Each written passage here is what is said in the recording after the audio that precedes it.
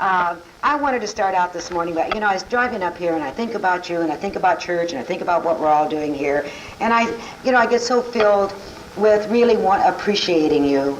And so I wanted to begin this morning by just saying how wonderful you are to be, because you're here to learn, you're here to develop your spiritual awareness, you're here to grow and to grow in your own self-mastery, you're here because you're willing to work and to apply the principles that are necessary in order to allow yourself to be in charge of your life. And I do think you're wonderful. And it's interestingly enough, there was a book I happened to see on my bookshelf, and it was called "To Be All You Are Intended to Be," and it was written by a doctor, and he talks about that you are your own best friend, and that we are here to be all we are intended to be. And so I read through some of that yesterday, and he's talking about the self, and he's talking about how we need to learn how to develop the nurturing part of our personality, and how we need to let go of the toxic part of our personality. Because actually, whether we're aware of it or not, we have both aspects within us, but for the most part, we do not nurture ourselves. For the most part, we depreciate the self, and the reason that's important for us to re-educate our belief system in terms of who we are and who we really are, and our spiritual nature, our true identity, our nature that is expressing right here and right now, is that unless we can re-educate how we feel about ourselves, which actually means our self-esteem, we put up barriers and we put up blocks in terms of being able to accept being all that we intended to be, being all that we really are, and really knowing that we have a right to experience life at an optimum level. And so you are wonderful. We are here to learn to be masters of our lives. And there's that wonderful poem that to be captain of our fate and to be masters of our soul. We are here to know that we can be captain of our fate and master of our soul. We have not been educated to that, but that is a truth. And yes, religious science is a philosophy of life, and a part of that philosophy is teaching us and revealing to us that we can be in charge of our life. And of course, that teaching says that we are responsible. But you know what? Self-responsibility does not mean self-depreciation. Self-responsibility does not mean that we have to set up all these toxic poisons in terms of putting down ourselves, depreciating ourselves, and putting up barriers to our being able to embrace life and let life embrace us. Ernest Holmes was really current with his times. David Saybury worked with Ernest Holmes. He was a part of the Institute, and some of you that are old-timers know that. He wrote articles in the Science of Mind magazine for many years. And also, David Saybury was the son of Ned Dresser, who was Quimby's secretary. You may say, well, who is Quimby? Phineas P. Quimby is called the father of New Thought. Phineas P. Quimby was Mary Baker Eddy's teacher. Phineas P. Quimby truly put into and shared a teaching that truly has been an expanding, ongoing philosophy of what we call, quotes, New Thought. David Saybury understood the spiritual, the psychological, and the emotional nature of humankind. And so a part of our re-educational process is to understand our psychological, our emotional, and our spiritual nature. And to understand that what we are doing to ourselves that keep us from accepting the greatness of life. The promise is so great. The promises of the Bible are great. The promises of the prophets, the sages, and the saints, the promises of the teacher Jesus are great. That the kingdom of heaven is within, and all things are right here and right now. But you and I seem to have difficulty in being able to find the kingdom of heaven and all the greatness of life that is right here and right now. And even when we find it intellectually, we still have these barriers, we still have these blocks that will not allow us to accept that we have a right, that we really have a right to speak our word to fulfill our divine destiny, to let the dreams and the desires in our hearts be fulfilled in our daily lives of experience. And so what we have to do, the educational part, is to understand universal laws and universal principles. The re-educational portion is to understand our true nature, to understand our physical, mental, and emotional nature, and to understand our spiritual nature. Ernest Holmes says, as you well know, to learn how to think is to learn how to live, and that to learn how to think means to learn how to make our own choices, because the greatest, the supreme gift of God, has the gift to you and the gift to me, is free will and choice. I don't think we realize that we are the only level of life and a level of intelligence that has the gift of free will and the gift of choice. And therefore, in order to learn to be masters, to be self-mastery, the power of self-mastery is to learn how to think, to learn how to choose, and to know that we have free will. Everyone truly wants to be in charge of their lives. And not everyone, but a lot of people have something within them that feels that they're not really in charge, that they do not really have a choice, that either we're subject to our conditioning, we're subject to our environment, we're subject to our heredity, or we're subject to some entity outside of ourselves that has power over us, that life is just merely a game of chance, and it's a game of good luck and bad luck, fate or whatever, happenstance. And you know what? That is not what life is all about unless we think that's what life is all about. How often have you maybe said or know someone that said, well, that's life. And they're saying that in a sense of and resignation. That's life. Guess what? That is an experience, but it's not life. You know, in Troward, and I get so excited when I teach second year and I teach Troward.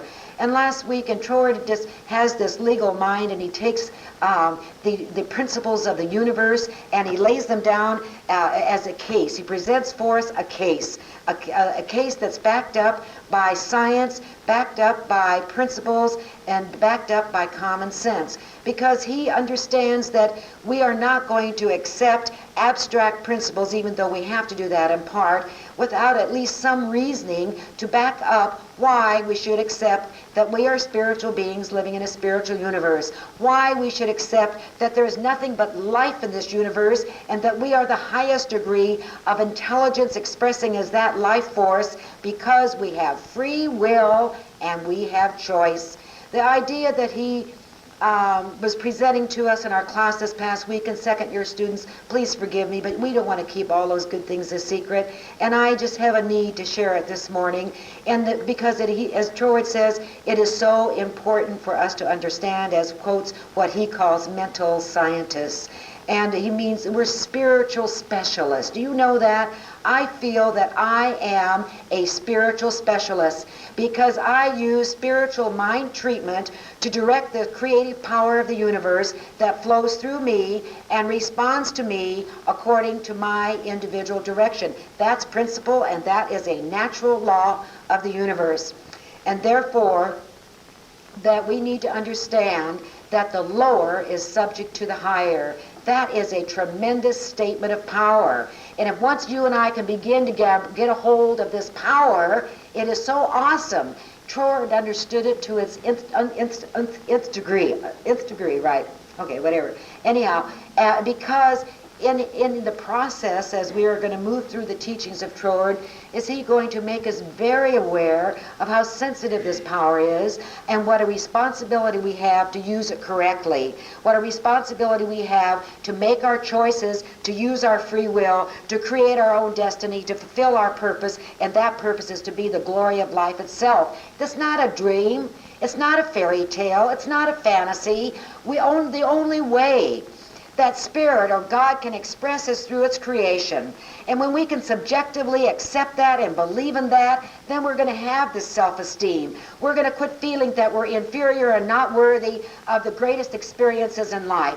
Ernest Holmes makes the statement that one of the number one blocks is that we feel inferior. He said, if we are the children of the universe, if we are the children of God, if we are created in the image and likeness of God, how can we be inferior to anyone? There is no individual on the face of this planet, that is inferior to anyone else. We are second to none, because each one of us is an individualized expression of God, and we're here to be that activity, that expression, that word in action. And therefore, your dreams and your desires for wholeness, for loving relationships, for creativity, for abundance, for opulence, for beauty, for joy, for peace of mind, are divine desires that are moving through you, that want to express through you, so that spirit, the one life, can be expressed, because that one life is your life and it's my life. It always has been, it is now, and it ever shall be. And so we need to understand that, yes, perhaps other people have different talents and different abilities, but we each have our own. And if we do not accept that, then we are going to put ourselves in a frame of reference of being less than. That we need to get rid of these blocks so that we can be wide open to accepting our right to be here, and that we're not bound to any fate or any karma or even any past lives. And I'll tell you why. Because right here and right now, we can use this power that's creative, that flows through us, that we are here to learn how to choose and how to make decisions and how to use our free will to direct that power. How to be all that you're intended to be. This Dr. Greenberg, I think his name was, doesn't really matter, was saying that what happens is that we have these two aspects of personality, and we have both aspects within us, the nurturing aspect and the toxic aspect. And he uses the term toxic because when we allow ourselves to express life and react to life and respond to life from a frame of reference of negativity, of fear, of greed, of manipulation, of wanting to dominate and wanting to control our life, then that's toxic. And he says that we need to nurture ourselves enough, number one, to let go of the toxic personality traits that we have. We all have some of them, but that's why we're here. So the power of self-mastery is learning how to let go of the toxic aspects or beliefs in our personality that poison our minds, poison our souls, poison our physical bodies, as you well know, poison our systems, and then express in physical problems. And so self-mastery is learning that there is a power that we can direct, and that we have the right, because of who we are as individualized expressions of life, to nurture ourselves. Ernest Holmes makes the comment that we take the need for approval and our parents' love and the need to be obedient to them from our childhood, and it becomes a synthesis of parental criticism, and that we spend a great deal of our time unconsciously, automatically responding and parenting ourselves from this parental criticism that is depreciating. And so we need to let go of that parental criticism. We need to learn how to nurture ourselves and care enough about ourselves that we are willing to remove ourselves, if possible, from the personalities and the people in our world that are poison. There are people out there that are poison, and you and I don't need them. We don't need people that are down. We don't need people that talk about dreary things and negative things and poor me all the time. And if there is anyone in your experience, because you know why? If we allow these people to stay in our lives and poison us, then what happens is we take on that aspect of personality, and we get into that frame of reference, into that a habit of poisoning our own selves and attracting more of the same. We attract what we are. There is a law of attraction that moves from our belief system, from that central totality of belief about ourselves and about our lives. And you notice, and I laugh because in class this happens, and I usually prepare my students that once you enter into this spiritual journey And as you learn that the lower is subject to the higher, as we begin to become the master of our souls, as we begin to take this power to neutralize all that toxic poisoning, and that we fill it with love, and we fill that soul with ideas of kindness, and as we act out the golden rule in our lives, that those people that are toxic, that are poison, begin to go out of our lives. And I can remember when I was in class one time, I said, where are all my friends? All of a sudden the people that were a part of my world drifted out of my life. And then you move in, and I tell people, just be patient, because what happens is law of attraction is in process, and you begin to attract people into your world that do become a reflection of who you are and of the spiritual qualities and of your effort and of your determination to use the power of self-mastery so that we can be the captain of our fate and the masters of our souls. We are here to be the captain of our fate. No matter what's happened before, no matter what's happened in any other lifetime, we can use this power right here and right now to neutralize the toxic poisons, to refer and to pay attention to that which is right about us. You know what? We don't need anyone to tell us what's wrong about us. And believe me, there are a lot of people that are willing to tell you what's wrong with you. Our world will tell us what's wrong with us. If we're into this teaching and we know that life is lived from within out, our world will tell us what's wrong with us. Our world will tell us when, hey, I need to stand in correction. Apparently, I've got some toxic stuff that's moving through my thought or through my emotions or through my belief system, and therefore I have some work to do. I need to use this power that is a power for good, that I can direct for good, that I can create my own life and I can create my own destiny, and I need to choose to use my will, my free will, to choose to direct this power that's creative, that's intelligent, that we do not quite understand, and it really doesn't matter because it does respond. There is a law of responsiveness in this universe, and this is the key to healing. Troy says that when we understand that there is a law of responsiveness in this universe and the lower is subject to the higher, then when we speak our word, anything less than who we are, that's anything, that even includes inanimate objects, believe it or not, and that includes anything that's in the world of effect. Conscious thought is superior to the subconscious. Conscious thought is superior to the world of effect. Now, one of our little toxic trips is that we want to be in control. And you know what? We want to control other people. We want to control those people because we want them to behave and to be the way we want them to be so that we won't be upset. We want to control circumstances. We want to control events. And do you know what that's saying? In effect, we want to control effect.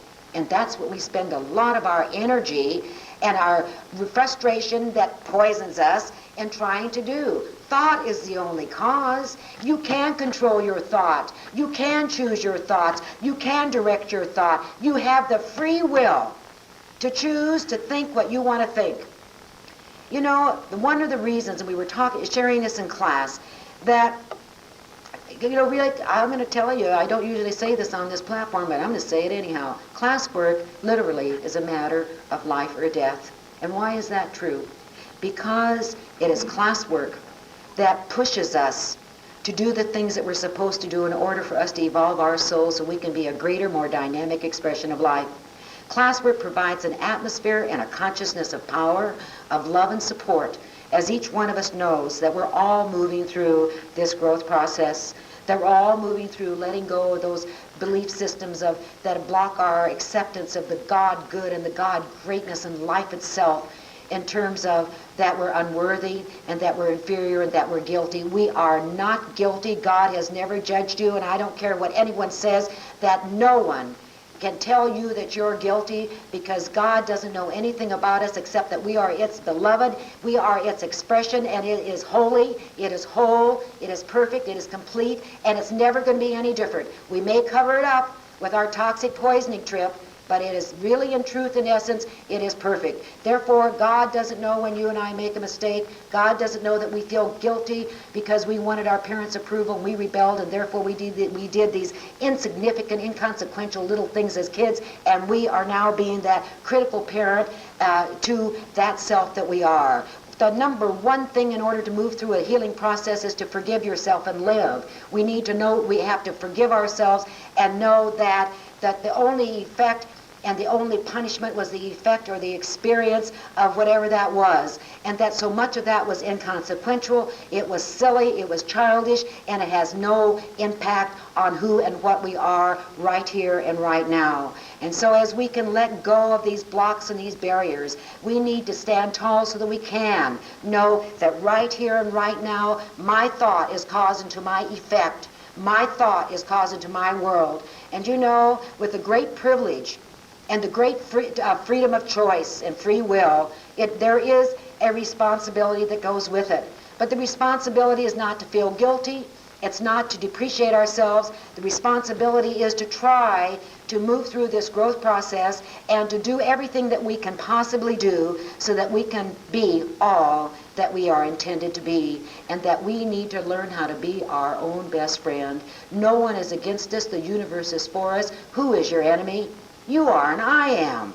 Who put you down? I don't put you down. I put me down. You do. We depreciate that self. And therefore, again, over and over again, self-esteem, to honor the self. The lower is subject to the higher, and we are subject to that higher power, the power of God, which is the power of love. Love does not judge. We judge. We name it. We label it. In the Genesis, you know, some teacher of God had the understanding and said that unto us is given the privilege, I'm paraphrasing, to name everything that's lower than we are. Name means nature. We judge it. We label it. And the way we judge it and the way we label it becomes our experience, because that's a universal creative process. It's a universal creative law. How we judge it, how we name it, how we label it is what we experience in our world individually. It's not anyone else's fault. And if we are full of toxic ideas, we're going to set ourselves up to perpetuate those toxic ideas. And so we need to be our own best friend. We need to nurture the God self and the truth and the identity of who and what we are. We need to really give credit to all the wonderful things that we've done. There's a wonderful statement, and it says, to effect change, we must participate in the solution. Okay? We must participate in the solution. And let me go back up for just a moment to the idea and the concept of life or death. Death is not knowing that you have freedom of choice and that you have free will. And death is allowing yourself to be totally on automatic and to let the opinions of the world call all these shots in your life. Death is being a reactor instead of an actor. And there are lots of people that are moving through life in a death-like trance, thinking that this is all there is, and this is the way it is, and that's life. No way do you and I have to surrender to that. And yes, it is a matter of life or death, because life is directing this creative power, choosing, using our free will, and not allowing the toxic people in the world to poison our thinking, to poison our souls, and to poison our lives. It means to stand tall and to dare to stand up and be counted. It means that we have to risk maybe letting go of some people in our world of experience, and knowing that there are going to be others that will fill that void. We're so afraid of being lonely.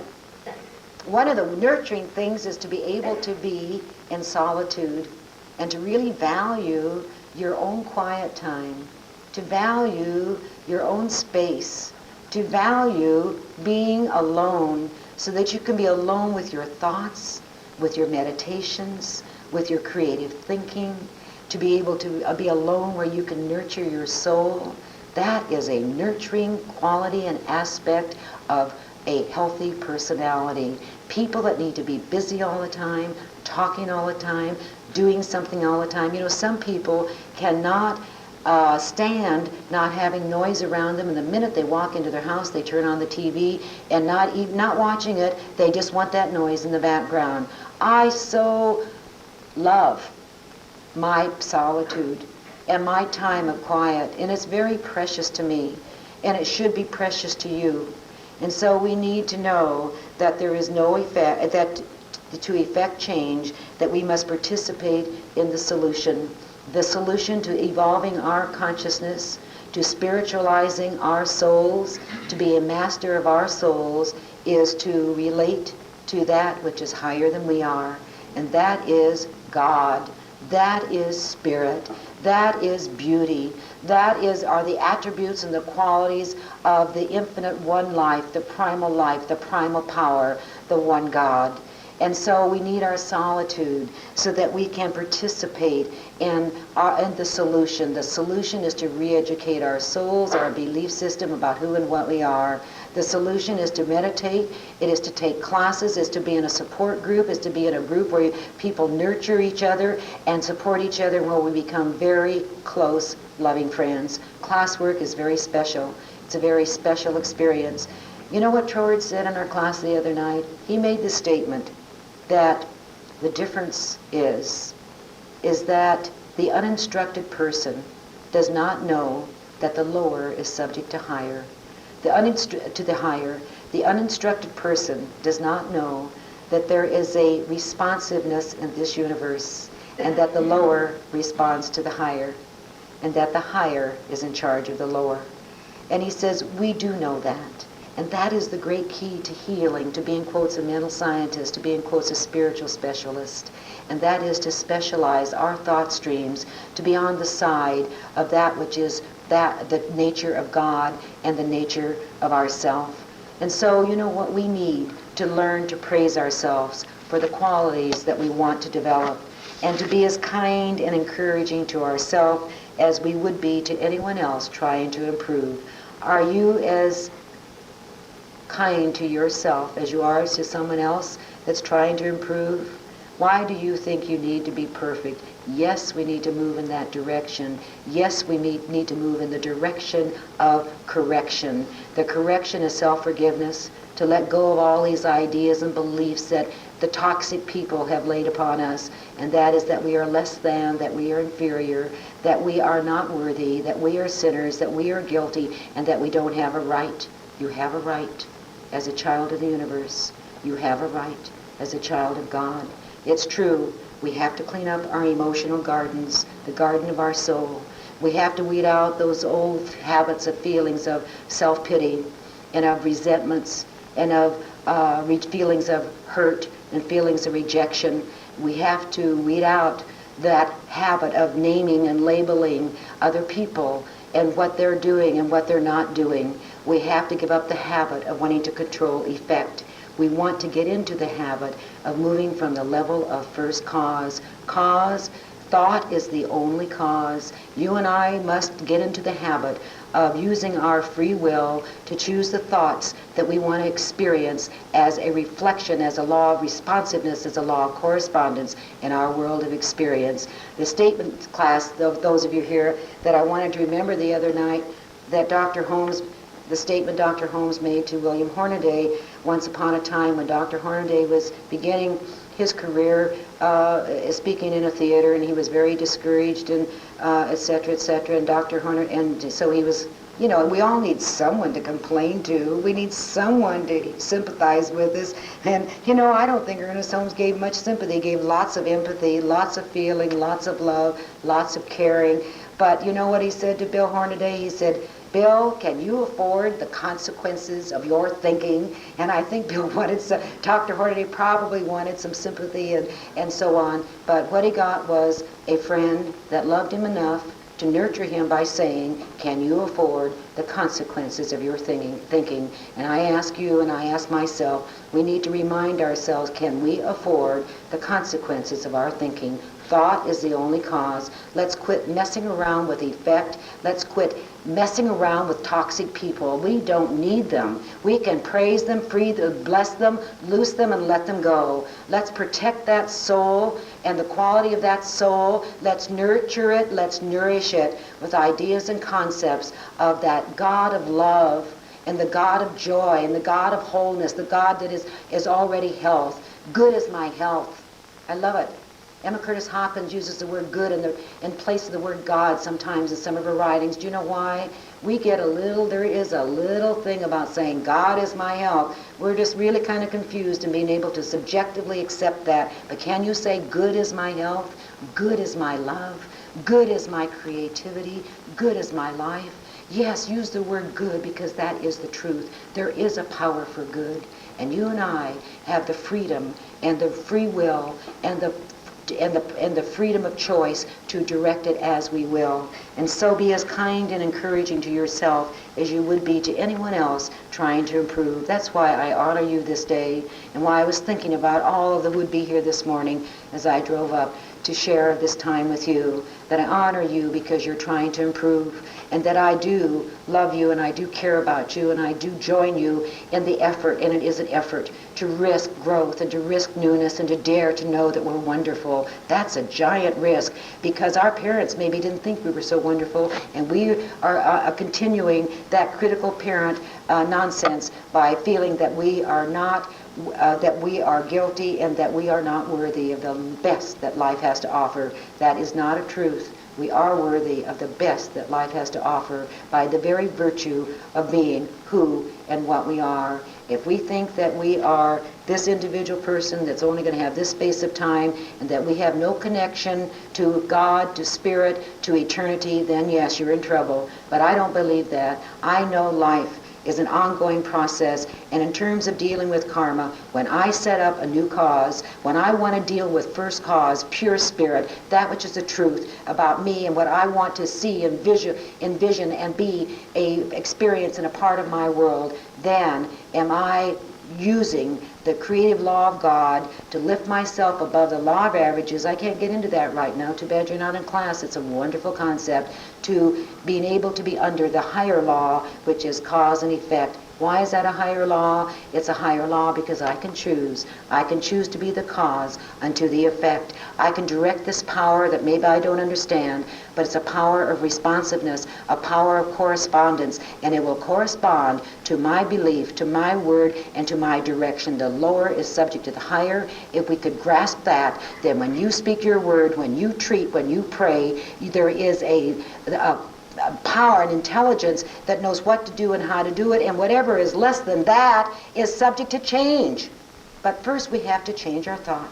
We have to change our belief. We have to choose to exercise our privilege of choosing, of making a choice, of making a decision, and of having the free will. We have it, and if we don't use it, then, as Troward says, the difference is the uninstructed can't use it because they don't know they have it. We are in the process of being instructed. We are in the process of education, re-education. Education is what the nature of the universal laws of